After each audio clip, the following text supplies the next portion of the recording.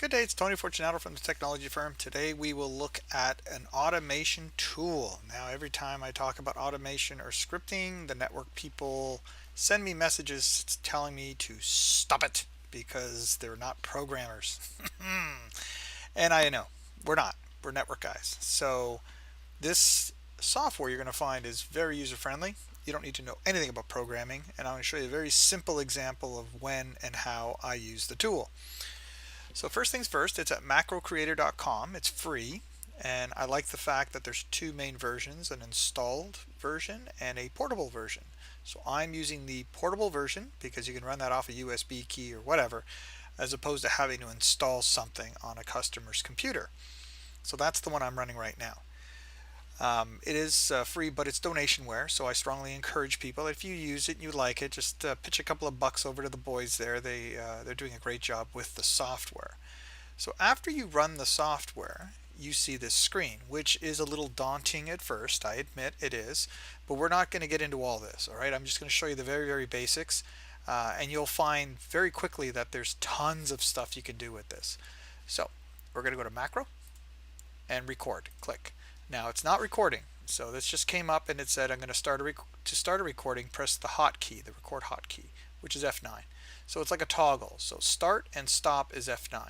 If you mess everything up, as I've done before, press F10 to start a new recording, and then so on and so on and so on. Clicking OK. And now I'm not recording. Just the box is gone, but I'm not recording anything. So I'm getting set up. So what am I doing? I've got my data entry screen. I've got my Wireshark, and I've got a command prompt. So the recipe for a baseline is here.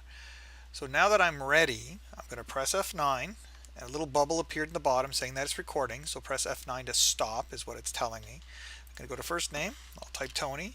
I'm doing this in no particular order. Today's date is going to be today, because tomorrow's date would be tomorrow.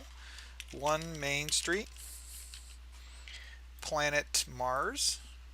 Email address is tony@mars.com, of course. City, Toronto. That feels like it's in Mars sometimes. And my last name.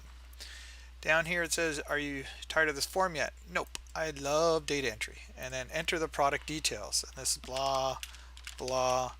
And you go, oh, I made a mistake. Backspace. Like that. So this is capturing everything, right? Good, bad, and ugly. So I'm trying to reproduce a mistake. And then something relatively unique. Why? Because if the data is encrypted, I won't see this, but if it's not encrypted or on the back end, it's clear text somewhere, I'll be able to capture this data, right? So it's a neat little thing to try to do. And then lastly, the super secret random password. Now I don't hit submit yet, right? I'm not going to do that. So I'm going to go over to Wireshark, click, and I'm going to select my Ethernet adapter, click, starting a capture.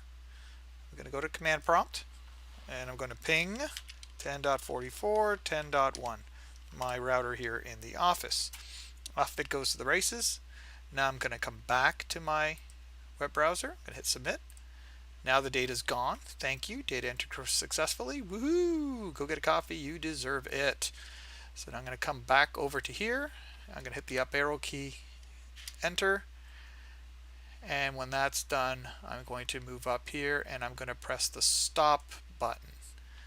There you go. So now I'm going to press F9 to stop my recording. So for the people who have not seen that before, this is what it looks like. And the reason why I'm showing you this is actually quite interesting. It says recording stopped, macro 1, which is the default name for the macro, but it says F4. That's the button we use to start our macro. I'm going to close this off. I'm going to put everything back the way it was. Close, continue without saving. Come back over here, CLS. Come back over here. Back up, go back one screen, and clear my screen. So I'm just the way it was before. So now I'm simply going to press F4. Let's see if this works. So if this works, you'll notice it's going to click on the first name. There we go. And if you listen closely, I'm not clicking, I'm not typing, I'm not doing anything, right? So it's going around. Now here's the neat thing. So the software is capturing all my input and my delay. This is the real delay from me, the human. If you find it's a bit long because we were chatting or something, then you can go right into the commands and you can either make the delay less, you can get rid of the delay altogether, or you might want to increase the delay for whatever reason. Okay, so all of that is up to you, but I strongly encourage you, when you are done with that, please save your script and do not change it again. So whenever you're set with it, leave it alone, right? I'd rather you do something separate and different if you want to compare something else. The reason why I say that is because you typically want to do these types of tests maybe 5 times, get rid of the high and the low times, you're left with 3 that you can average, and you end up with a pretty good sample. All right. So here we are, we're just back to the screen here, secret random password, and then from here we bounced over to Wireshark. There it is, and there's the adapter. So let me click, and then we went down to the command prompt,